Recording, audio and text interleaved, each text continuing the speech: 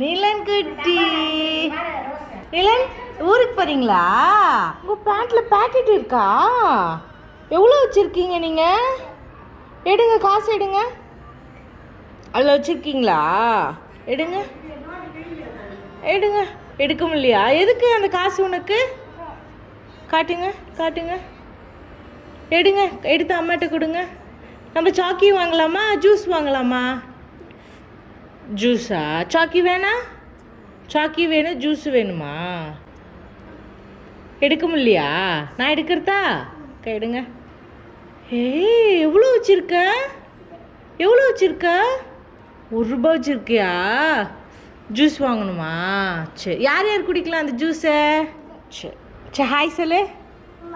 Hi கொடு. ஓ ஐயோ.